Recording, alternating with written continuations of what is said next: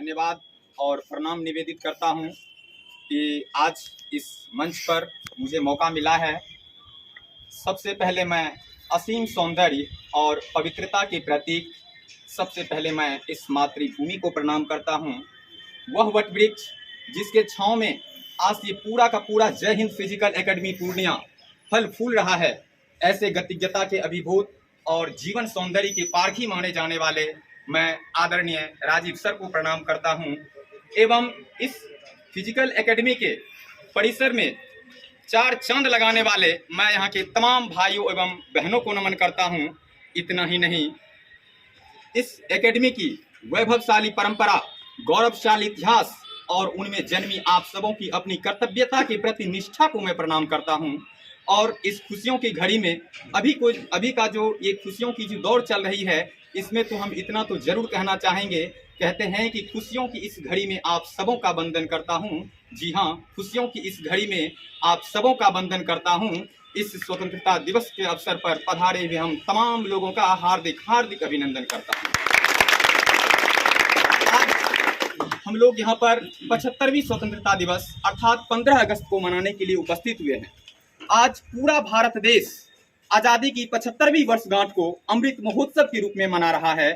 इस अमृत महोत्सव को मनाने के पीछे कहीं ना कहीं हमारा बहुत बड़ा उद्देश्य है कि जब हमारा भारत देश अंग्रेजों के अधीन था, अंग्रेजों की गुलामी की जंजीर से जकड़ा हुआ था, तो उस समय तमाम भारतवासियों को लगभग 200 वर्षों की लंबी यात्राएं तय करने के बाद वो दिन 14 अगस्त की मध्य रात्रि अर्थात 15 अगस्त 1947 का वो दिन आया, जिसके बदौलत आज हम लोग तब से इस सुनहरे तिरंगे झंडे को खुले आसमान में फहरा रहे हैं।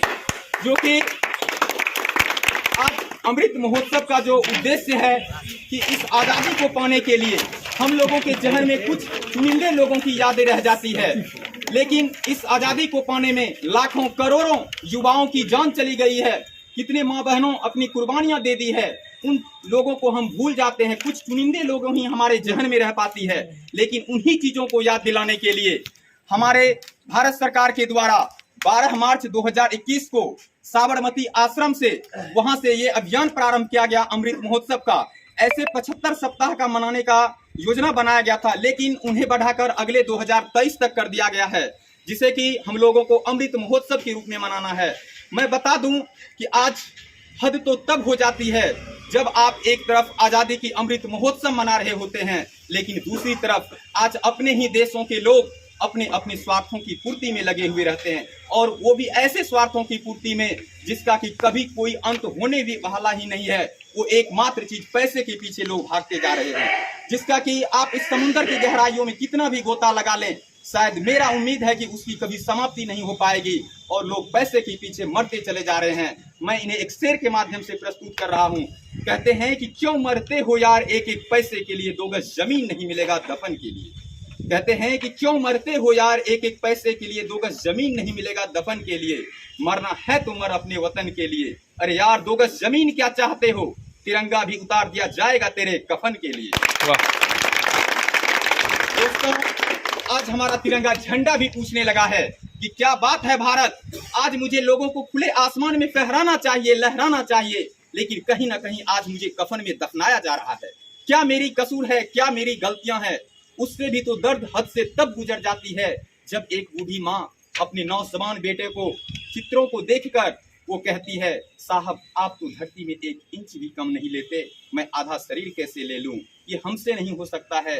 जब हमारे एक फौजी भाई अपनी सीमा सुरक्षा पर अपनी देश की सेवा कर रहे होते हैं, तो उनके मन में एक बातें, ये लाइनें बिल्कुल ही हलचल मचाती है, जिसके बदौलत वो अपनी सुरक्षा ना करते हुए अपने देशवासियों की सुरक्षा में जुटे हुए रहते हैं। वो लाइनें इस प्रकार से है कि कहते हैं कि महफिल भी रोएगी, हर दिल भी रोएगा, मेरे मौत पे मेरा कातिल भी रोएगा। कहते हैं कि महफिल भी रोएगी, हर दिल भी रोएगा, डूबेगी मेरी कश्ती तो साहिल भी रोएगा, इतना प्यार बिखेर देंगे हम इस दुनिया में, ऐ दोस्त मेरे मरने के बाद मेरा आशिक तो क्या कातिल भी रोएगा। आज हम जिस जगह पर खड़े हैं, वो जगह जय हिंद फिजिकल एकेडमी के नाम से चर्चित है, और ये जय हिंद फिजिकल एकेडमी किसी परिचय के मोहताज नहीं है। चूंकि जब हम यहाँ पर पिछले समय में आए थे ट्रेनिंग लेने के लिए सर के पास, तो यहाँ के ट्रेनिंग की व्यवस्थाओं को देखकर, और हम हर एक जगह जाते हैं तो वहां पर बहुत सारे जगह देखने के लिए मिलता है शिक्षक और स्टूडेंट में केवल प्रोफेशनल लगाव होता है, लेकिन यहाँ पर यदि देखा जाए तो प्रोफेशनल के साथ साथ इमोशनल लगाव भी होता है। और इसका आप एक उदाहरण के तौर पर कह सकते हैं कि जिस समय बिहार पुलिस का फिजिकल चल रहा था, जो उस समय के शायद हमारे साथी होंगे उसे पता होगा कि उस समय ग्राउंड को बंद कर दिया गया था, लेकिन एक तरफ फिजिकल का डेट निर्धारित है और दूसरी तरफ ग्राउंड को बंद कर दिया। उस समय हमारे जैसे आदरणीय महानुभाव सर ने, जिन्होंने कि तुरंत उसी दिन एक्शन लेके दूसरा ग्राउंड तैयार करवाए, उस ट्रैक का निर्माण किया और उन्हें बहुत सारे सर भी साथ दिए। मैं उन तमाम सरों को सलाम करता हूं जिन्होंने आप अपने बच्चे के प्रति, यदि एक तरफ कठिनाइयां होती हैं, समस्याएं आती हैं, तो आप दूसरा तरफ उसकी समाधान लेकर बैठ जाते हैं। आप इससे भी एक जीता जागता उदाहरण देख सकते हैं फिजिकल एकेडमी की। इधर पहले बिहार दरोगा का रिजल्ट आया हुआ था, उसमें हमारी एक बहनें थी जिन्हों की काफी उसकी कहानियां लंबी है, मैं उतनी चर्चा नहीं कर पाऊंगा क्योंकि उन्हें अपने ससुराल वालों की तरफ से तलाक दे दिया गया था, बहुत कुछ हुआ था, लेकिन वो उनके मुंह से हम वीडियो वायरल हुई थी, उसमें हम सुने थे कि वो सोची नहीं थी कि हम दौड़ पाएंगे, लेकिन राजीव सर का नाम लेते हुए कि वो बोले कि जब सर इतना दौड़ सकते हैं तो हम क्यों नहीं दौड़ सकते हैं। और वो लगातार मेहनत की और एक दिन उसको मुकाम पर पहुंचा दी। आज उस लड़की का दरोगा में सिलेक्शन हो चुका है। मैं आप लोगों से इतना कहना चाहूंगा कि आप जिस भी लक्ष्य की प्राप्ति में हैं, आप उस पर लगे रहे। और ऐसा लोग कहता है, आपके समाज के लोग, आपके बहुत सारे जगहों के लोग कहेंगे कि आप असफल हो जाते हैं। मेरा मानना है कि कोई भी व्यक्ति जिंदगी में असफल होता ही नहीं है।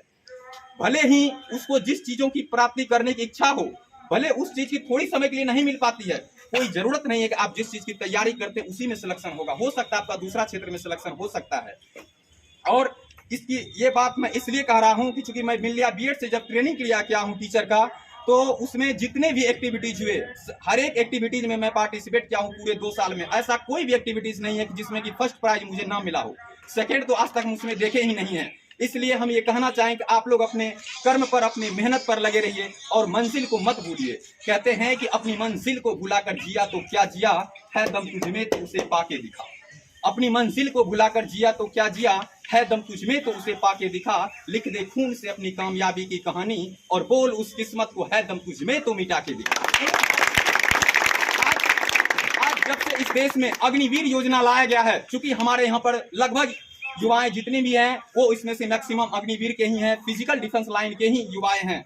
जब से अग्निवीर लाया गया उसमें 14 साल को बदलकर 4 साल में कन्वर्ट कर दिया गया। लेकिन आज भी यदि हम स्टेडियम जाते हैं और बहुत सारे जगहों का यदि हम वीडियो देखते हैं, तो आज भी युवाओं में वही जुनून था जो जुनून 14 साल की नौकरियों में थी। भले ही आज 4 साल का हो गया हो, लेकिन पैसे से नहीं, नौकरियों से मतलब नहीं है। मतलब इन युवाओं में जज्बा है, जुनून है देश की सेवा करने का। यदि करना है तो देश की सेवा करना, इसलिए 4 साल की नौकरी रहे या 74 साल की नौकरी रहे, उससे कहीं कोई फर्क नहीं पड़ता है। कहते हैं कि अपनी मन देश मेरा जल रहा है, आग लगी है सीने में, हुक्म मरा सब व्यस्त है, खून गई का पीने में। मैं किसी भी जाति या धर्म का पक्ष नहीं मैं लाया हूँ, घायल भारत चीख रहा है, चीख सुनाने आया हूँ। आज इतना ही नहीं, आज हर एक क्षेत्र में आप देख सकते हैं कि जब आप आज एक लड़का यदि लड़ता है तो केवल नौकरी से लड़ता है। आज यदि एक लड़का लड़ता है तो केवल नौकरी से लड़ता है, लेकिन आज यदि एक लड़की लड़ती है तो सबसे पहले वो अपने परिवार वालों से लड़ती है, अपने समाज से लड़ती है, तब फिर जाकर वो नौकरी से लड़ती है। काफी लंबे संघर्ष के साथ वो यहाँ तक पहुँचते हैं और उनको साथ देने वाले, 4 चांद लगाने वाले कोई और नहीं, राजीव सर ऐसे हमारे देश में तमाम गुरुजनों हैं जो कि उन्हें आगे बढ़ाने का काम करते हैं। क्योंकि आज भी हमारे समाज में रूढ़िबद्ध धारणाओं के तहत हमारी बहनों को, हमारी बेटियों को उसे दबा दिया जाता है, उसे आगे बढ़ने नहीं दिया जाता है। हमें स्वतंत्रता दिवस ये सीख दिलाती है कि अपने देश की सेवा केवल सीमाएं पर जाकर ही नहीं की जा सकती है। हमारे समाज में, हमारे घर में जो भी बहन है, जो भी भाई हैं, उसके साथ उचित व्यवहार, उचित विचार सब कुछ किया जाए तो वही हमारी सच्ची देशभक्ति कहलाती है। और आप किसी भी क्षेत्र में रहते हैं तो सच्ची लगन और ईमानदारी से मेहनत करते हैं तो वही आपकी सच्ची देशभक्ति है। लड़कियों को भगवान भले ही कोमल बनाया है लेकिन कमजोर नहीं बनाया है। कहते हैं कि कोमल है तू कमजोर नहीं, सशक्तिकरण का नाम ही नारी है। कहते हैं कि कोमल है तू कमजोर नहीं, सशक्तिकरण का नाम ही नारी है। सबको जीवन देने वाली मौत भी तुझसे हारी है, मौत भी तुझसे हारी है। आज इस अंतिम घड़ी की बेला में मैं ज्यादा समय ना लेते हुए, क्योंकि आज आप लोगों के साथ हैं, फिर हम लोग कब मिलेंगे नहीं मिलेंगे इसकी कोई उम्मीद पता नहीं चल पाता है, क्योंकि सारे लोग सब जगह से आए हुए हैं, सबका जगह अलग अलग अपना जाना होता है, सिलेक्शन होता है। तो मैं तब तक के लिए कहना चाहूंगा कि ना जाने सालों बाद कैसा समा होगा, हम सब में से कौन कहाँ होगा। कहते हैं कि ना जाने सालों बाद कैसा समा होगा, हम सब में से कौन कहाँ होगा। फिर भी मिलना होगा तो मिलेंगे ख्वाबों में, जैसे सूखे गुलाब मिलते हैं किताबों में। भारत माता की वंदे वंदे इनकलाब इनकलाब। सुभाष चंद्र बोस, सुभाष चंद्र बोस, पंडित जवाहरलाल नेहरू, पंडित जवाहरलाल नेहरू, महात्मा गांधी, महात्मा गांधी। भारत माता की, भारत माता की।